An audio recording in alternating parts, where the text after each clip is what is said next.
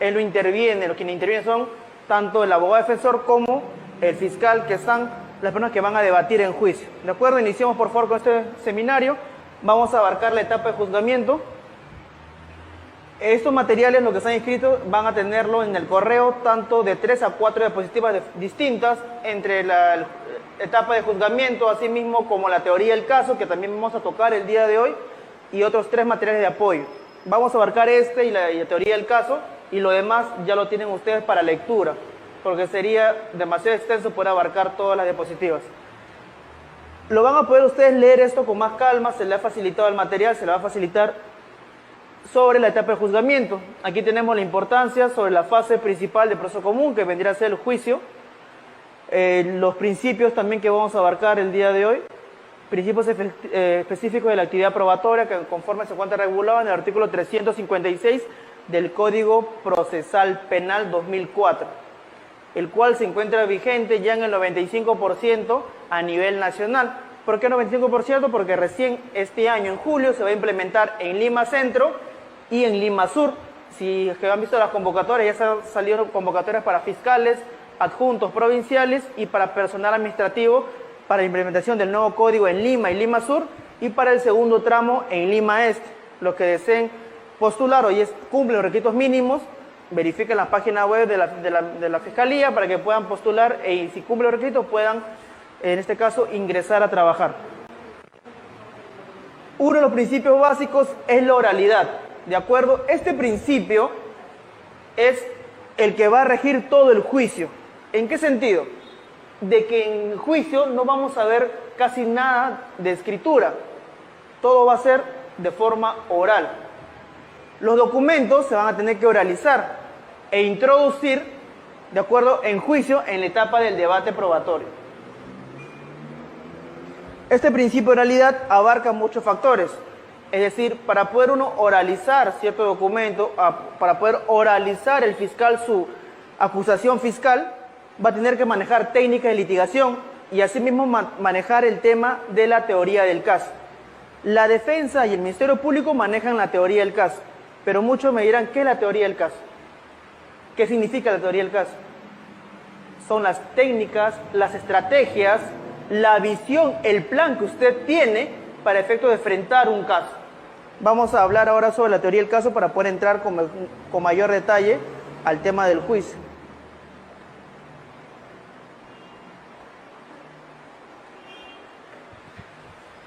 La teoría del caso como estrategia de litigación en el nuevo Código Procesal Penal.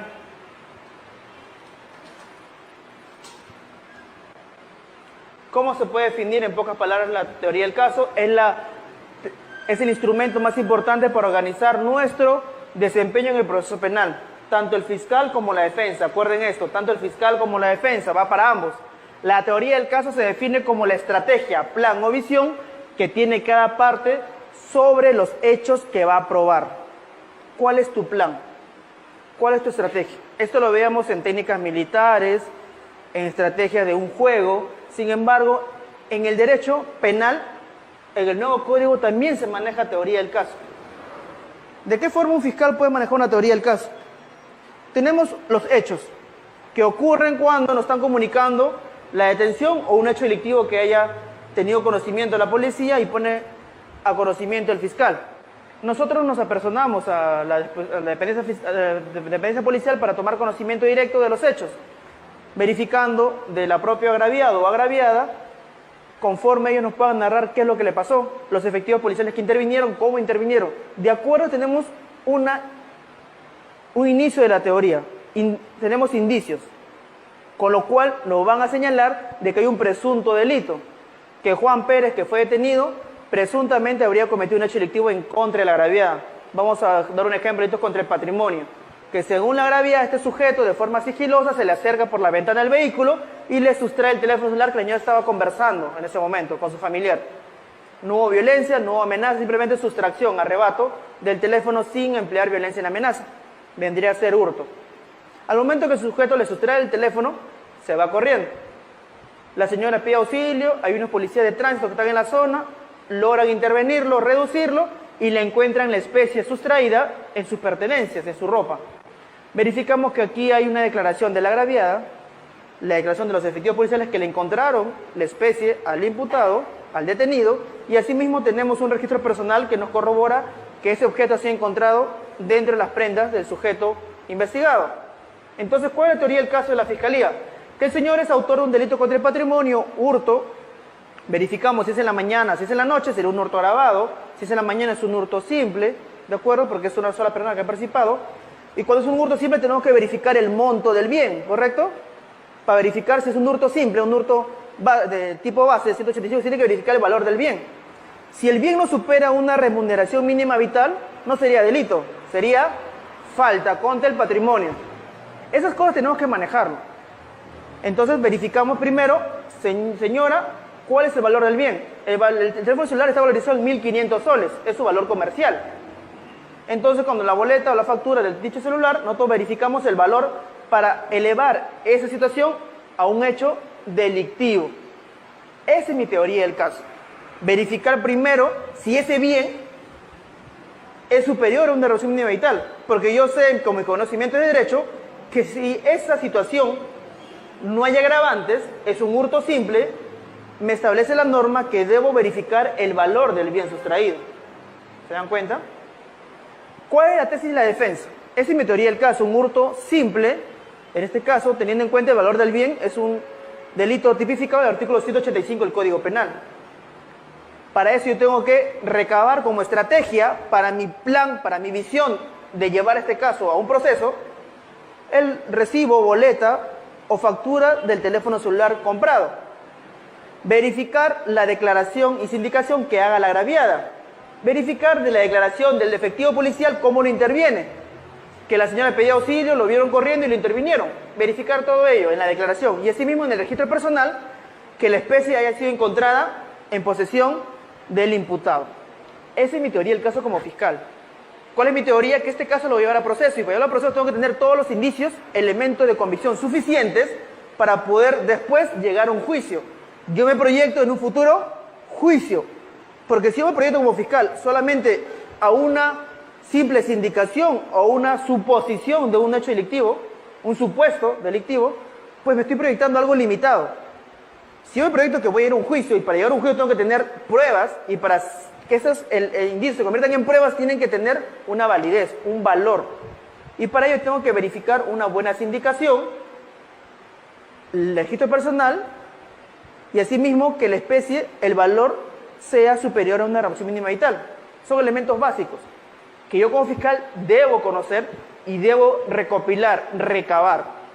Esa es mi estrategia, ese es mi plan, esa es mi visión porque son parte de los hechos que voy a probar. Yo me tengo que preguntar que este caso lo voy a llevar a juicio.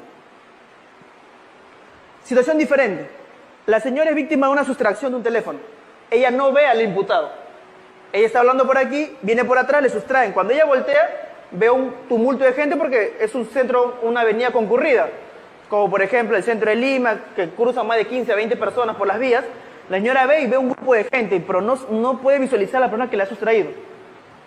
En eso que la policía escucha ladrón, ladrón, la policía ve a dos sujetos que están corriendo y uno de ellos corría de forma sospechosa, estaba medio sucio, con short, con sandalias, entonces lo ve sospechoso, lo va y lo interviene.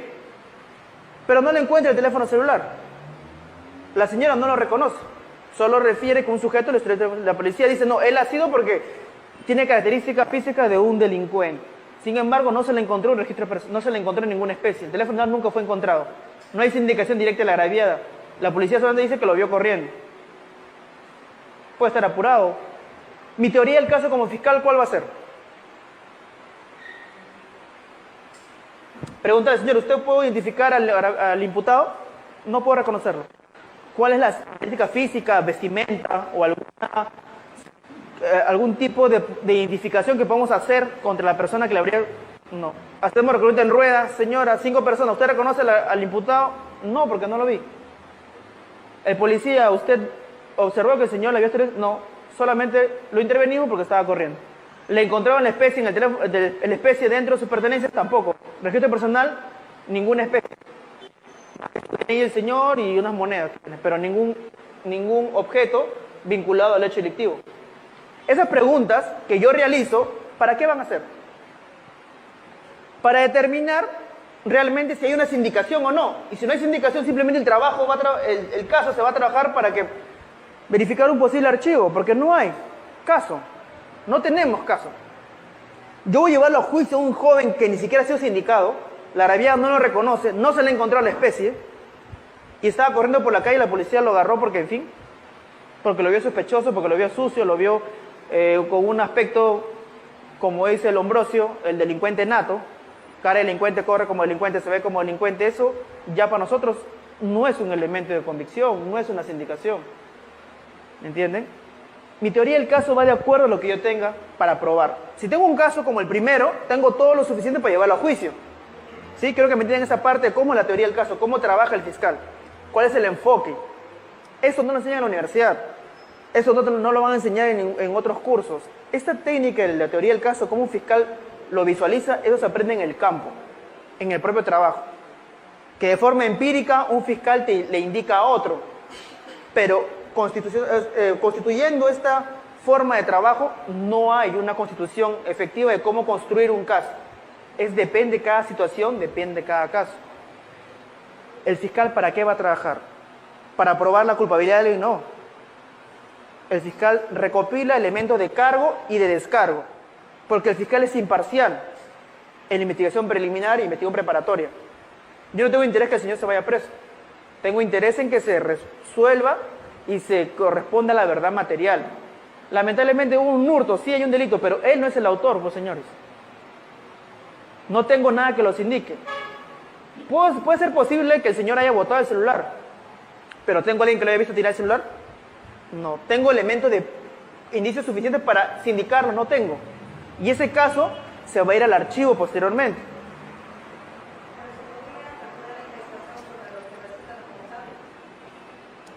Lo que yo haría es aperturar investigación contra el señor y los que resulten responsables. Porque no sabemos si actuó solo o ha sido con otros, como le dije. No los indican a él directamente, pero tampoco nadie nos dice que él no haya sido. Que él haya sido o que él no haya sido. Simplemente a él no lo han visto, nadie lo ha reconocido. La Agraviada no lo reconoce a él directamente. Lo que yo quiero tratar de esclarecerle es que un fiscal trabaja su caso de acuerdo a lo que tiene y se proyecta a lo que va a venir. Yo tengo que hacerle preguntas claves para establecer si lo puede reconocer o no. Mi pregunta, ¿usted lo vio? ¿Lo reconoce? No. ¿Puedo observar las características físicas del sujeto que le sustrajo el teléfono? Tampoco. ¿Un reconocimiento en rueda? ¿Usted lo puede reconocer? Tampoco. Entonces no tengo nada contra él. El policía solo le intervino porque en actitud sospechosa. Registro personal, no hay especie vinculada con el delito, es decir, no hay el celular, no hay nada de la Agraviada. Entonces no tengo nada. Y ese caso, habrá investigación preliminar por 60 días, una vez acabadas las diligencias preliminares, ya tengo que resolver, es decir, pronunciarme. Si hay elementos suficientes para pasar a formalizar y continuar la acción preparatoria, o para emitir una disposición de no dar lugar a formalizar y continuar, y es decir, un indicio por que no se ha determinado que el señor sea autor del hecho delictivo. Sí ocurrió un delito, sí, pero no sabemos que él sea el autor. ¿Se dan cuenta? No es que el hecho no constituya delito, es que no se llegó a identificar al verdadero autor. O no se ha podido determinar que el señor sea autor. Esa es la diferencia, ¿de acuerdo?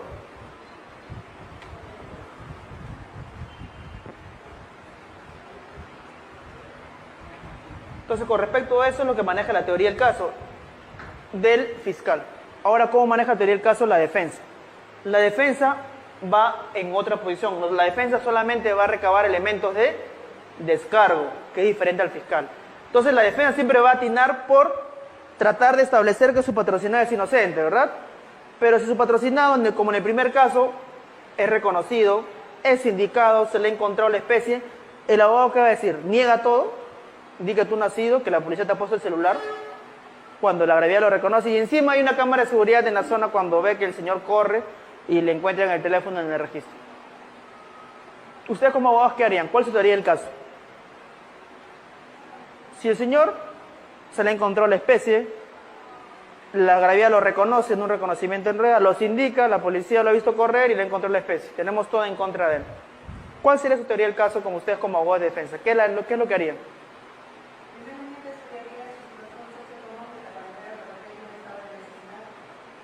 Eso no es justificante de cometer un hecho delictivo.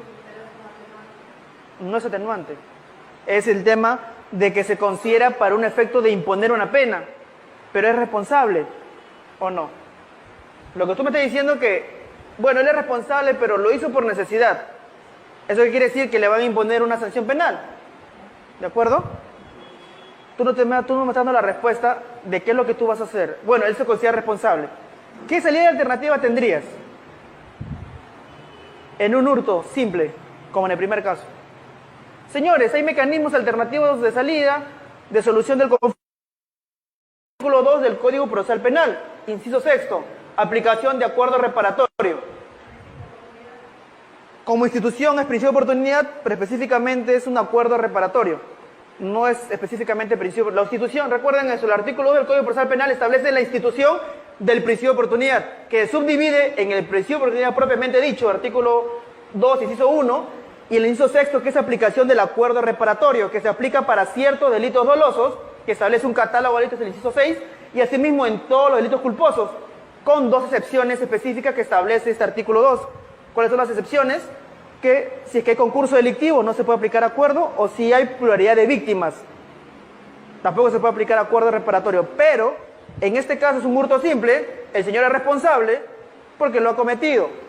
Para ello podemos llegar a un acuerdo reparatorio. ¿Y qué beneficio tiene el acuerdo reparatorio? No hay sanción penal, es decir, no hay antecedentes penales ni judiciales, ni policiales, y solamente repararía el daño económico. Tengan en cuenta que el celular se ha recuperado, está en grave tentativa. Entonces no hay que devolver el valor del bien, sino el daño causado, que puede ser 500 soles, 600 soles, depende el estado socioeconómico del imputado. Porque de acuerdo a su capacidad económica va a tener que abonar la reparación civil, no le vas a poner una reparación civil impagable, pues no. Tiene que ser algo acorde a sus ingresos o más o menos una imposición de reparación civil de acuerdo al hecho sucedido. Es un delito de grado de tentativa, se ha recuperado el bien.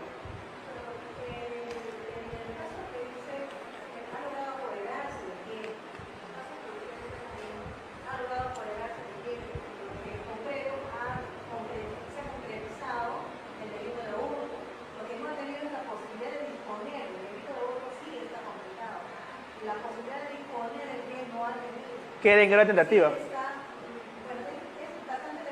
No es debatible, hay un acuerdo plenario que establece cuándo se consuma el hecho delictivo.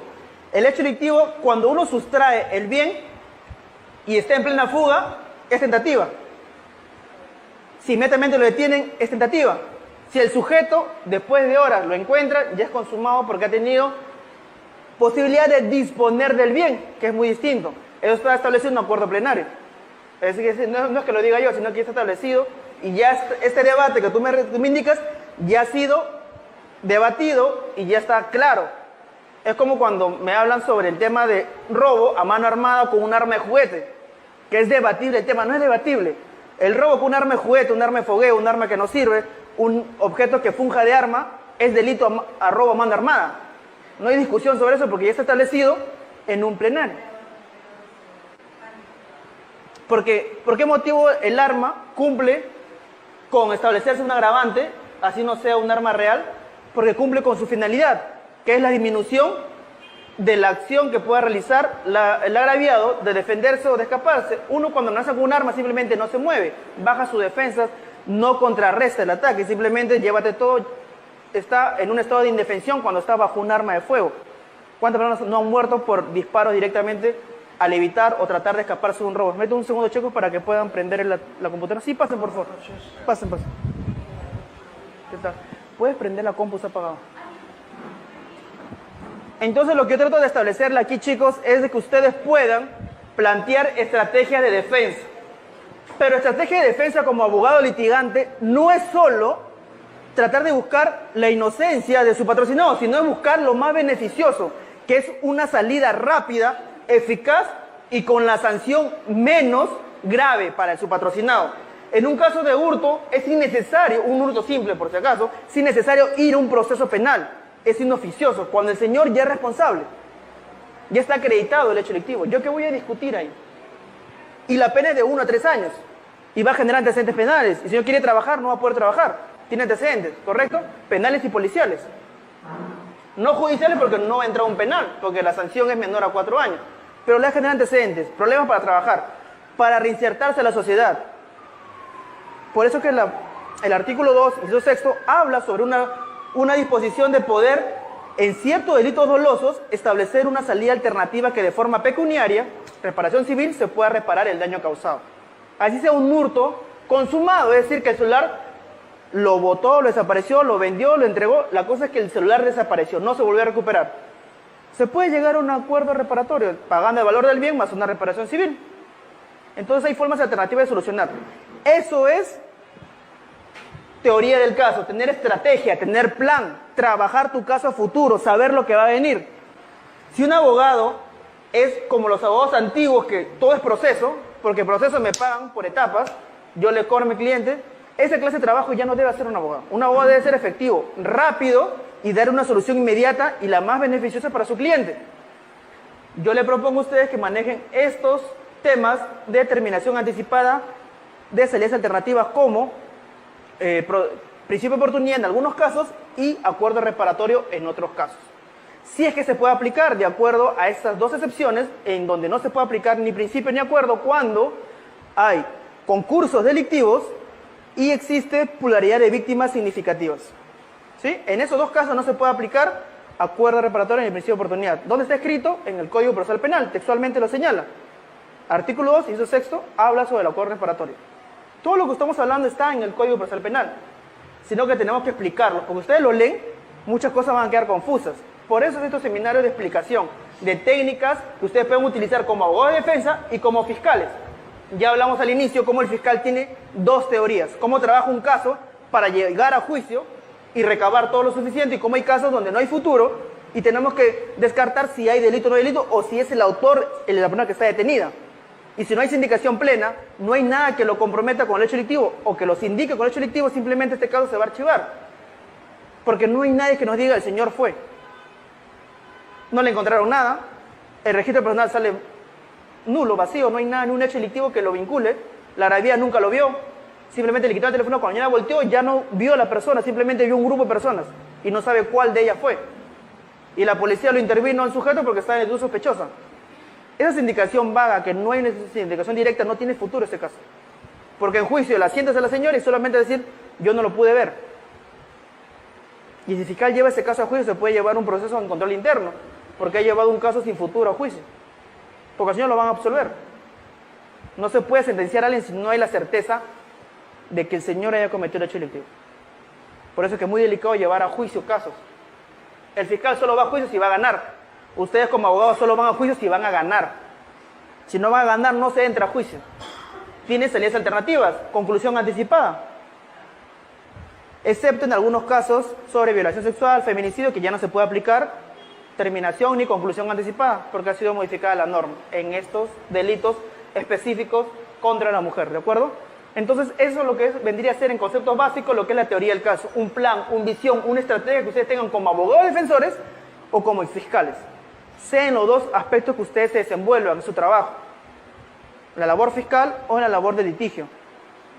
La defensa va a tener que establecer lo mejor para su cliente. No se olviden eso, lo mejor para su cliente. No lo mejor para su bolsillo de ustedes o para su trabajo como abogado, sino lo mejor para su cliente. Porque su cliente lo contrata para que ustedes le solucionen un problema, le den una salida a su situación que tienen ellos. Y si ellos son responsables, ustedes no busquen darle una esperanza de que va a encontrar una absolución cuando sabemos que tenemos todos los elementos en contra de él. Y podemos darle una salida más beneficiosa, aunque él se considere responsable, pero que va a tener una sanción mínima. ¿Sí? Eso pasa con delitos menores. En delitos graves, obviamente, la situación es diferente. En delitos graves como robo agravado, sabemos que las penas van a ser efectivas. Así le descontemos tentativa, responsabilidad restringida, el tema de una terminación anticipada, que es un sexto de bonificación procesal de reducción. Así le apliquemos todo eso, no va a llegar a menos de 4 años. Sí o sí va a ser una pena efectiva. ¿Pero su patrocinador se va a ir preso? Ninguno, ¿verdad? Tú le hablas de prisión, se asusta, no quieren. No voy a contratar a otro abogado. Contrata a otro abogado y al final no llega a terminación y el juez le pide 10 años. Y de lo que pudo obtener 6 o 5 años de pena, le dan 10. Entonces, son situaciones diferentes, son estrategias que usted tiene que manejar. Los abogados actualmente se manejan con estrategia. Yo no voy a pelear batallas innecesarias. Yo voy a pelear batallas que sé que voy a ganar o que voy a obtener algo mejor para mi cliente. Si no es así, no me enfrento a una situación que va a ser contradictoria o perjudicial para mi patrocinado. Hay abogados que más bien perjudican a su cliente en vez de beneficiarlo. Y al final le cambian la historia, no que el fiscal ha sido malo, que te ha pedido que el juez ha sido malo, te ha impuesto, cuando una salida anterior le estaba dando una pena menor, solo que su abogado no aceptó. Le dijo, no acepte, vamos a tener menos que eso. Matemáticamente era imposible tener menos.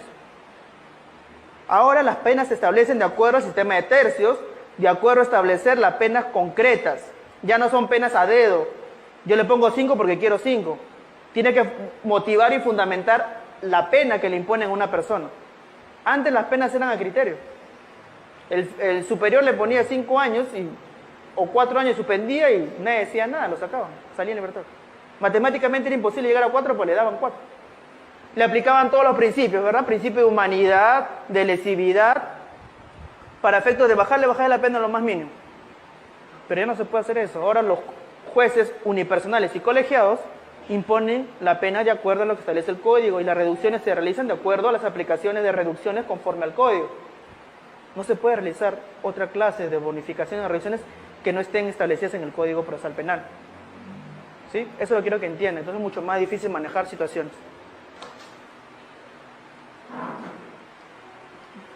¿Cuáles son las características de la teoría del caso? Que tiene que ser creíble. Mi historia debe ser creíble. La historia que yo forme de mi teoría del caso debe ser creíble, debe ser sencilla, fácil de entender, lógica, debe guardar una lógica. No puedo establecer hechos que sean fantasiosos, que sean incoherentes entre sí, sino una correlación de hechos coherentes. Sustentada, que sea probable, es decir, que pueda sustentar con pruebas lo que yo digo.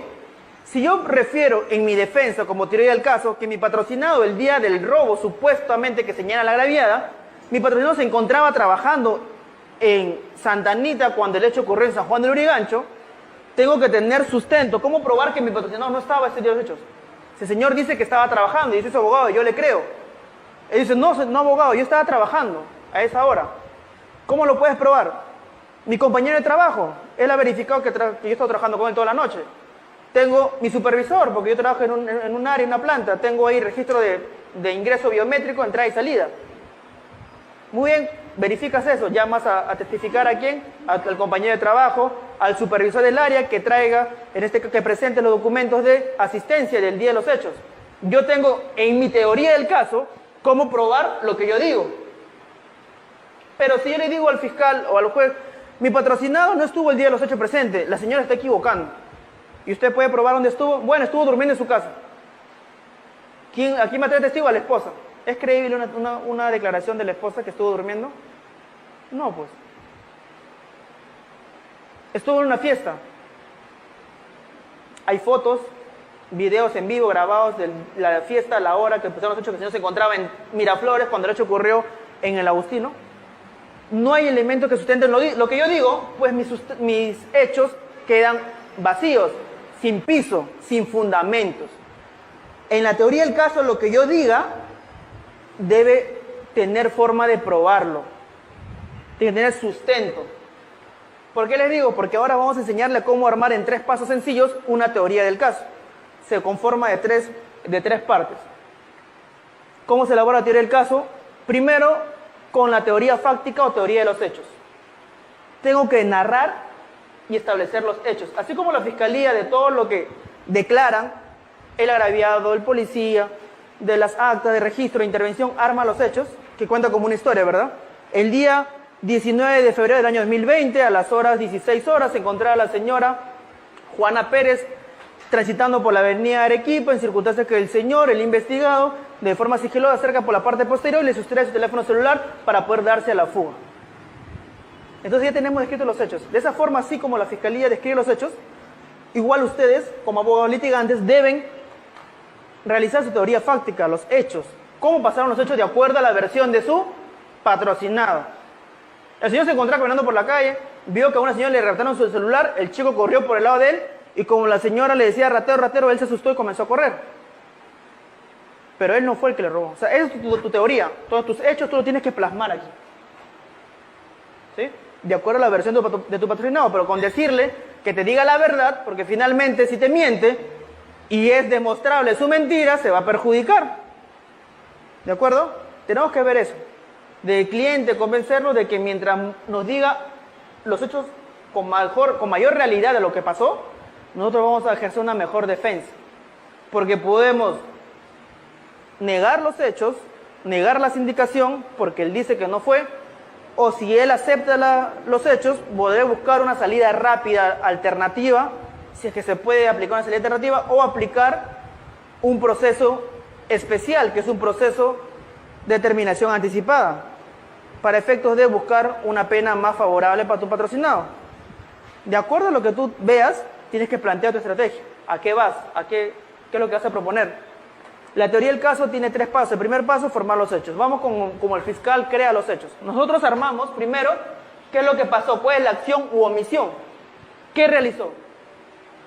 Sustrajo, arrebató violentamente, estafó. Esas clases de acciones u omisiones es lo que tenemos que describir. ¿Qué es lo que hizo? Identificar al sujeto. Pero para eso tenemos que establecer cuál es su grado de participación. Y para ello tenemos que recurrir al derecho penal parte general. El derecho penal parte general establece cuáles son los grados de participación. ¿En qué artículos se encuentran regulados los grados de participación del Código Penal? Artículo 23, 24 y 25. Autor, autor mediato, coautor, instigador, cómplice primario y cómplice secundario. Si no manejo eso, no voy a poder establecer si mi patrocinado es autor, es coautor, es un simple cómplice y la fiscalía lo está imputando como autor. Yo tengo que establecer ello. Imaginemos que 3 sujetos realizaron un robo. Juan, Carlos y Pedro. Juan y Carlos se dedicaron a cogotear a la señora y a quitarle el teléfono y la cartera, mientras que Pedro manejaba la mototaxi. Ambos suben a la mototaxi y se dan a la fuga. Caso común en San Juan de Gancho, Santa Anita, cualquier distrito. Se dan a la fuga, la policía los interviene. Como ellos están en la moto, simplemente se bajan y se dan a la fuga en direcciones distintas. Pero al que estaba con la moto lo agarran. Para en vehículo es mucho más difícil. Cierran el paso y no tienes a dónde ir. Y hasta que baja el vehículo ya te agarraron. Entonces solo detuvieron a Pedro. La fiscalía se indica un robo agravado, concurso de 2 o más personas. Ha habido violencia para realizar el robo, porque hay un cogoteo y le han tirado al piso y le han quitado las especies. Y el sujeto detenido, el único detenido, es Pedro, en calidad de coautor, conforme al artículo 23 del Código Penal, su calidad, su grado de participación. Pero ustedes son, en este caso, abogados de Pedro. ¿Qué van a decir? Ah, sí, señor fiscal, tiene razón, es coautor. No, según los grados de participación, su patrocinado vendría a ser un cómplice. ¿Es un cómplice o no? Él estaba con la moto, él los trasladó. Pero si vemos un concierto de voluntades, que la fiscalía debe establecer un concierto de voluntades, que los 3 se habían puesto de acuerdo para cometer hecho delictivo, ahí recibe una coautoría. Si no hay una repartición de roles en concierto de voluntades, verificamos que no hay coautoría. Los 2 han cometido el robo y los 2 sujetos simplemente manejaban la moto, que puede ser un coautor, un cómplice primario. ¿Y qué defino con esto si yo digo que es un cómplice primario y no autor? Yo establezco como abogado que él es un cómplice primario. Pedro fue detenido como cómplice primario para nosotros como abogados defensores. Sin embargo, los 2 sujetos que cogotearon y le robaron, Pedro dice que no los conoce, que fueron sujetos que le tomaban una carrera. Le dijeron, llévame a tal lugar, pero espérate un momentito, voy a recoger algo. Bajaron, le robaron, subieron y le dijeron, arranca, y él tuvo que avanzar porque le dijeron que le iban a pegar. Entonces él simplemente arrancó. Y finalmente él solo tendría una situación de cómplice, un cómplice obligado, pues no, es su versión del imputado. Sin embargo, nunca se llega a identificar a los otros 2 autores. A Carlos y Juan, que estaban atrás, que fueron cometiendo el robo, no se lo identifica. Pedro dice que no los conoce. Y yo digo que él solo es cómplice. Y solo tenemos detenido a Pedro. Y en toda la investigación, solo está Pedro y Pedro. Ustedes como abogados, ¿qué plantearían?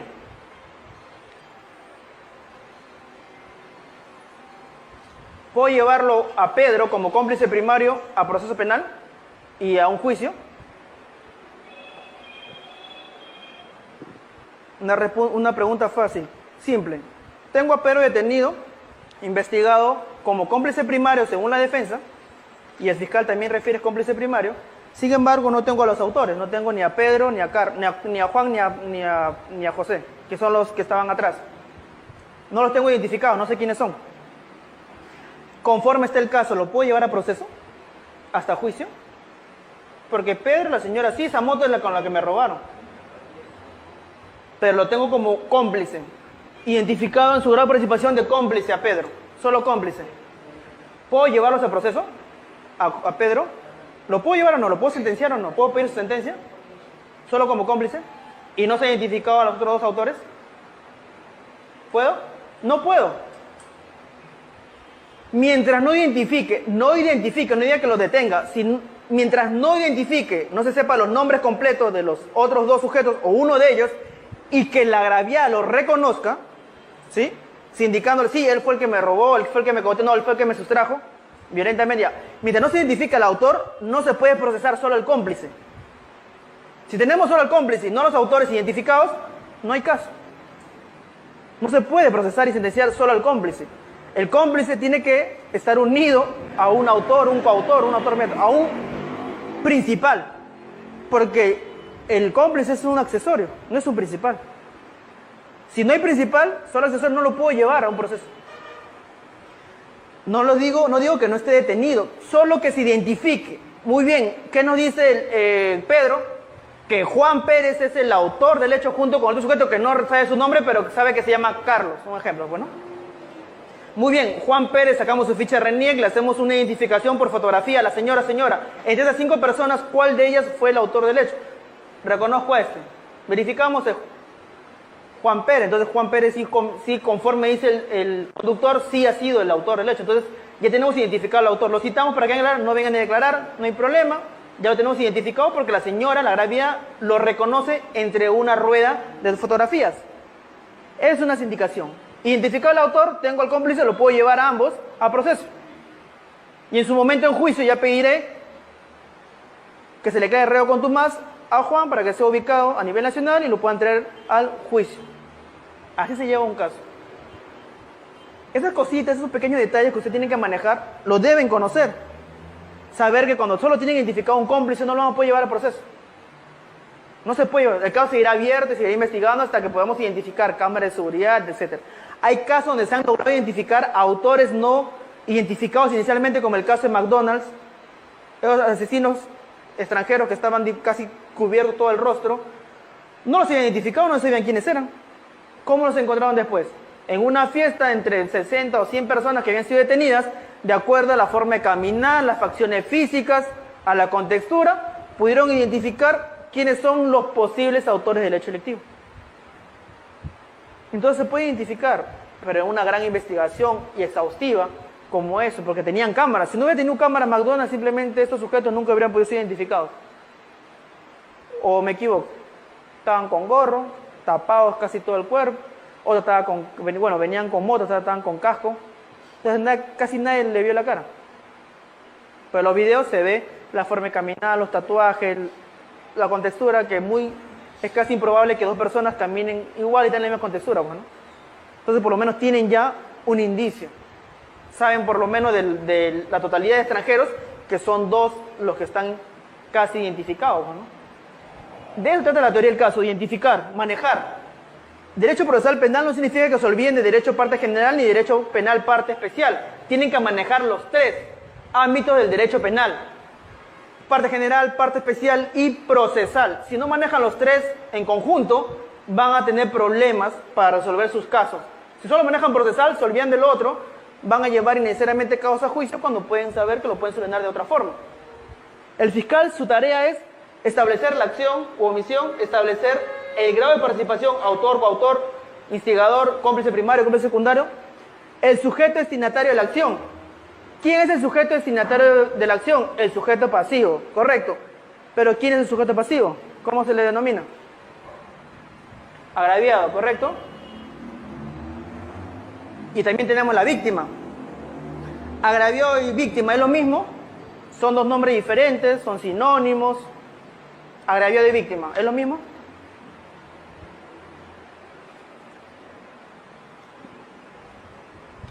Recuerden, chicos, sus clases de la universidad.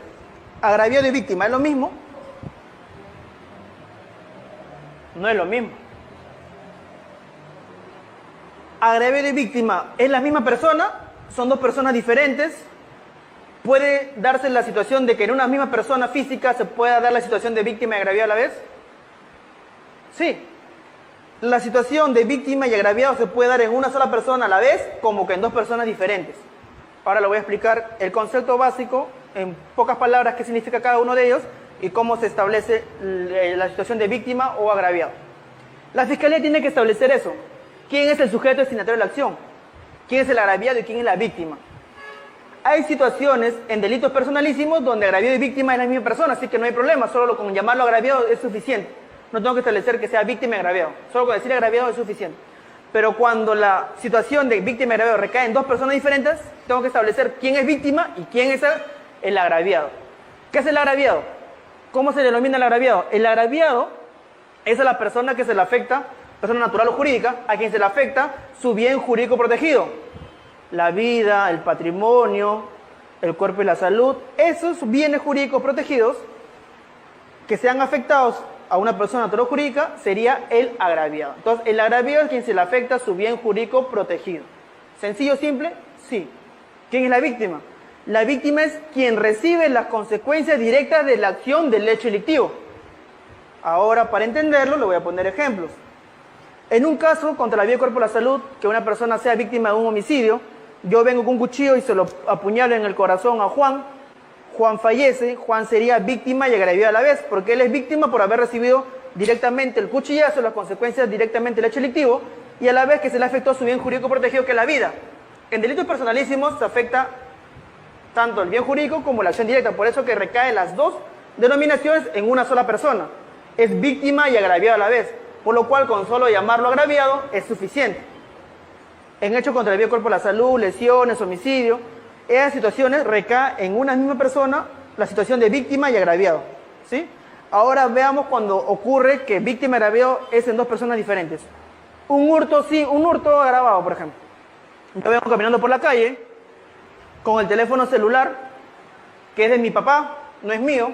El dueño titular de la línea es mi padre. Yo tengo 18 años, pero todavía no me compré un celular propio, sino que es de mi papá. La factura boleta está a nombre de mi papá. Yo camino por la calle, me quitan el teléfono celular, yo los persigo, llamo a la policía, los interviene. Muy bien, es un hurto agravado, dos personas, concurso de más personas, de un teléfono celular en grado de tentativa. La policía me pregunta, el fiscal me pregunta cuando está tomando, ¿usted me puede establecer quién es el dueño del teléfono celular? El dueño de mi celular es Cristian Guerra, que es mi padre. Entonces, ¿usted no es el dueño? No, el dueño del celular es Cristian Guerra, que es mi padre. Sino que él lo compró y yo lo estoy utilizando porque yo todavía no me he comprado un teléfono celular. Yo recién voy a empezar a trabajar, no genero ingresos, por eso es que no me puedo comprar. Él me ha comprado. El dueño titular de la línea es él. Entonces, el delito de hurto agravado, ¿cuál es el bien jurídico que se afecta? El patrimonio. El patrimonio es decir, la propiedad, ¿correcto? El señor, ¿quién es el dueño del teléfono celular? El papá. ¿El agraviado quién sería? ¿El hijo o yo, Cristian Guerra? Yo, Cristian Guerra, sería el agraviado. Mi hijo fue víctima del hurto, pero quien es el dueño del teléfono soy yo sería agraviado. Porque imaginemos que el caso haya sido consumado, el teléfono se lo llevó, dos personas hurtaron, uno se llevó a escapar con el teléfono y el otro lo agarraron. Entonces, al que lo agarraron lo van a procesar, no sé, ya sabe quién es el otro, por hurto agravado. Cuando pague la reparación civil, que es a favor de la parte agraviada, se lo va a pagar a mi hijo, que él solo tenía el teléfono que yo se lo di, o yo que soy el dueño del teléfono. A mí me lo tiene que pagar la reparación civil, por eso que tiene que saber quién es el agraviado, porque la reparación civil va a favor del agraviado. Él fue la víctima del hurto, a él se lo quitaron, pero el teléfono es mío, y a mí me tienen que pagar la reparación civil. Yo soy el agraviado y él es la víctima del hecho delictivo, del hurto. En un teléfono celular es sencillo, bueno, un teléfono no pasará más de 1.000, 1.500 soles, pero un vehículo, ahí sí cambia la cosa, ¿verdad? Ahí sí tienes que establecer específicamente quién es víctima y quién es agraviado. Yo tengo mi vehículo y se lo arriendo a un señor de lunes a viernes para que le haga taxi o sea colectivo, etc. El señor está manejando mi vehículo, que él lo alquila, me da un pago diario de 50, 60 soles, etc. y a él le quitan el carro. Él lo dejó estacionado afuera de una tienda, fue a comprar, se demoró y el carro ya no estaba. Me llama a mí, que el señor se llevó el vehículo, ve la policía, él pone la denuncia, él es el denunciante. Él tenía el carro en su poder, pero él es el agraviado. A él se lo hurtaron, en posesión del chofer, pero él es el agraviado. Si llega a recuperar el vehículo, ¿a quién se le entregan? ¿Al chofer? ¿Un vehículo a quién se le entregan cuando recupera la policía? Al propietario. El propietario que establezca SUNAR. Según SUNAR, registro público, Juan Pérez, el propietario, a Juan Pérez, pero yo se lo he comprado, muy bien, señor, mientras no lo registren en registros públicos, no esté elevada la escritura pública, el dueño sigue siendo Juan Pérez y él se le va a entregar. Porque documento de fecha cierta, a menos que Juan Pérez venga, le entrego el carro y yo se lo entrego a usted, pero nosotros cumplimos con entregarle al dueño. Y el propietario del vehículo es quien va a ser el agraviado y él le va a pagar el perdón civil y a él se le va a devolver el vehículo. Por eso que digo, tienen que establecer ustedes quién es agraviado y quién es víctima. Muchas veces las personas que sufren esta clase de delitos contra el patrimonio no son propietarios de los bienes que son sustraídos. Es el guardián, es el que arrienda, es el que lo posee, pero no es el propietario. En los delitos contra el patrimonio se protege la propiedad, ¿sí? En algunos delitos se protege la posesión, como el caso de usurpación, que protege la posesión inmediata, más no la propiedad del inmueble, porque un propietario de un inmueble puede cometer usurpación cuando tiene a su inquilino, don Ramón, que no le paga 14 meses de renta y lo bota a patadas de su casa, con violencia y le cambia la chapa, y ese es delito de usurpación, por más que sea el propietario del inmueble. Tiene la vía legal para hacer efectivo su derecho como propietario del inmueble por falta de pago, desalojo por incumplimiento de pago. Hay vías, en este caso, no violentas y no delictivas que puede realizar el propietario para recuperar la posesión de su inmueble, de su cuarto o de su inmueble. Entonces, vemos que en algunos hechos delictivos se puede recaer en una misma persona la calidad de agraviado y de víctima, o como en dos personas diferentes. ¿Correcto? Entonces, eso tienen que conocer ustedes como sujeto destinatario de la acción, identificar ello. Elementos objetivos de la realidad que quedaron involucrados. Establecer cuáles son los elementos objetivos, si hay agravantes o no. Participaron 2 personas, 3 personas, utilizó arma o no, sobre un vehículo o no, las agravantes que pudieran haber al hecho, ¿sí? Motivaciones. ¿Cuál es el motivo? Es decir, el elemento subjetivo del tipo. ¿Cuál es el elemento subjetivo del tipo? Si hay dolo o culpa. Una pregunta. ¿Cómo saber que un delito es doloso o que un delito es culposo? Yo como abogado, ¿cómo identifico un delito doloso de un delito culposo en el código? ¿Cómo identifico un delito culposo, un delito doloso de un delito culposo? ¿Cómo los diferencio en el código? Hay preguntas que les voy a hacer que son simplemente lógica. El Código Penal se establece que todos los delitos son dolosos, excepto los que expresamente la norma establezca que son culposos, homicidio culposo, lesiones culposas. Es sencillo, los delitos culposos están identificados como culposos y todo lo demás se asume que son dolosos. Entonces tengo que establecer qué clase de delito es y si el señor ha tenido la intención de causarlo. Si yo le quito a alguien el teléfono celular, tengo que tener intención de sustraerlo, de apoderarme de él. Si mi cliente refiere que él lo sustrajo solamente para jugar o para llamar a su enamorada, como su celular estaba apagado, no tenía batería, él necesitaba un celular para llamar a su pareja porque estaba terminando con él y él tenía necesidad urgente de hablar con ella, y agarró el teléfono celular que vio, marcó, se puso a hablar con su enamorada, pero él no hurtó, no se lo quería llevar, solo lo quería usar. Eso no sería un hurto, sino sería un hurto de uso, si creemos en la palabra del autor. Pero si vemos que está yéndose corriendo a 20 cuadras para llamar, sabemos que no está llevándoselo para llamar, sino simplemente se lo está hurtando. Entonces no sería un hurto de uso, sería un hurto. Entonces tenemos que verificar eso. ¿Cuál es la motivación? ¿Cuál es el motivo por el cual él comete el delito? ¿Para apoderarse? ¿Para usarlo? ¿Me entienden? Ese es el elemento subjetivo del tipo. Establecer si es un delito doloso, cuál es el dolo que ha cometido, y si es culposo, simplemente verificando la situación de los delitos culposos en el Código Penal. Modo de realización, ¿cómo lo realiza el delito? Todo ello es necesario que ustedes tengan para armar los hechos de su teoría del caso. Es sencillo, con la práctica poco a poco lo van a saber manejar. Cada caso es distinto. Ustedes no tienen un esquema un speech o un modelo de hechos, porque cada hecho es creado de acuerdo a cada caso que es diferente uno de otro, así sean del mismo delito.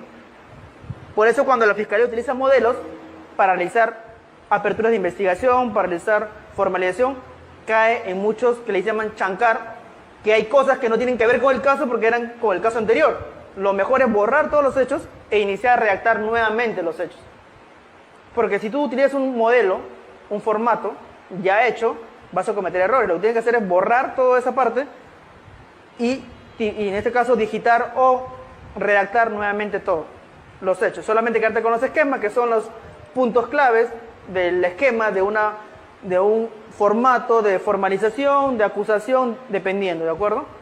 En la escuela del Ministerio Público nos facilitan un manual de 100 hojas de los documentos que redactamos en la Fiscalía, que son 3 tipos de documentos que realizamos en el nuevo Código Procesal Penal: disposiciones, providencias y requerimientos.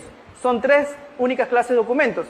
Anteriormente había dictámenes fiscales, resoluciones fiscales, etc. Ahora solo tenemos disposiciones, providencias y requerimientos. Y en el manual que les menciono, ahí están todos los formatos de todas las clases de documentos que se realizan.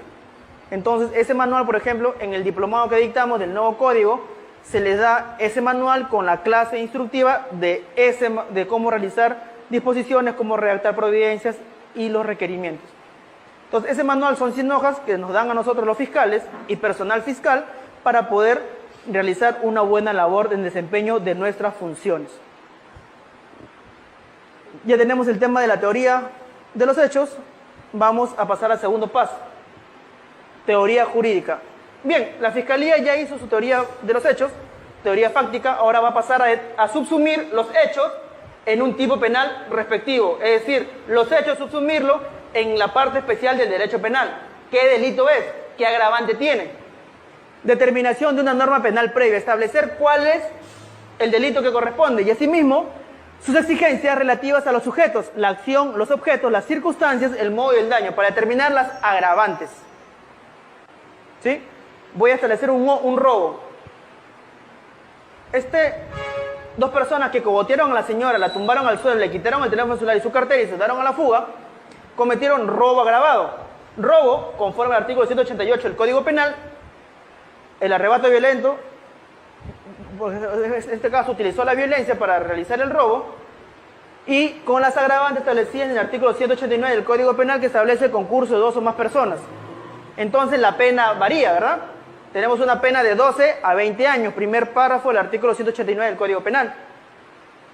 Los señores que intervinieron fueron 2 personas, las agravantes fueron 2 personas, solo se utilizó violencia, por lo cual son una única agravante en este hecho delictivo. Tenemos ya los hechos, la subsunción en un tipo penal que corresponde, según la Fiscalía, y finalmente la base probatoria, el tercer paso y final, y muy importante, de su teoría del caso. Tengo los hechos, sé qué delito voy a subsumir y finalmente voy a tener que establecer cuál es la base probatoria. Es decir, los medios de prueba tienen como finalidad demostrar que no solamente tenemos una historia, sino un suceso de la realidad. Como le dije, la teoría del caso tiene que tener sustento, base probatoria, que es esto: lo que yo digo, lo puedo probar. Si yo digo A, tengo cómo probar A. Si digo que el señor no estuvo ahí, tengo que probar, o tengo que tener cómo probar que el señor no estuvo ahí. ¿Se dan cuenta? Esas cosas se tienen que probar. Que aquel suceso le ocurrió a alguien, a la víctima, y al estar tipificado en el Código Penal como delito, tal acción es reprochable penalmente. El objeto de la prueba es determinar que el hecho le ocurrió a alguien y a quien se le atribuye indubitablemente la acción sería al autor. Y en este caso, de forma de resumen, como estos 3 se interconectan, es que se subsumen los hechos, que es la teoría fáctica, dentro de una norma penal, que es la teoría jurídica, y según los elementos de convicción recopilados, que es la teoría probatoria, de modo que permitan construir una historia con significancia penal relevante, es decir, de lo que yo digo se pueda demostrar, y con esto voy a llegar a juicio para poder enfrentar al fiscal en un debate. Si identifica la acción, el sujeto activo, el sujeto pasivo, los objetos, las circunstancias de modo, tiempo y lugar, y las compara con los requisitos que en ese mismo sentido exige el tipo penal para ver si hay agravantes o no hay agravantes. Se tiene una teoría del caso cuando cada uno de estos elementos, teoría fáctica, tiene referente en los medios de prueba, que es la base probatoria, y que encuadran significativamente en alguna norma penal, que es la teoría jurídica. Lo que yo digo se puede aprobar y que esto se subsuma en un tipo penal. Como les dije, para la fiscalía es un robo agravado. 2 personas le arrebataron el teléfono celular a la señora. Sin embargo, del certificado médico legal no hay lesiones. Señala que la señora no requiere incapacidad médico legal, tiene 0 por 0. Según nuestros imputados, refieren que a la señora sí le sustrajeron el teléfono celular, pero no la cogotearon, no la tumbaron, no la violentaron físicamente para quitarle el teléfono. Simplemente la señora estaba hablando, uno de ellos le arrebató y los dos fueron corriendo. Esa es la defensa de los imputados. Ellos niegan el robo, aceptan el hurto, mas no el robo. Y de acuerdo a mi historia, a mi elemento fáctico, los hechos, es un hurto. Y la subsunción, el tipo penal es un hurto agravado porque participan 2 personas. La pena por un hurto agravado conforme al artículo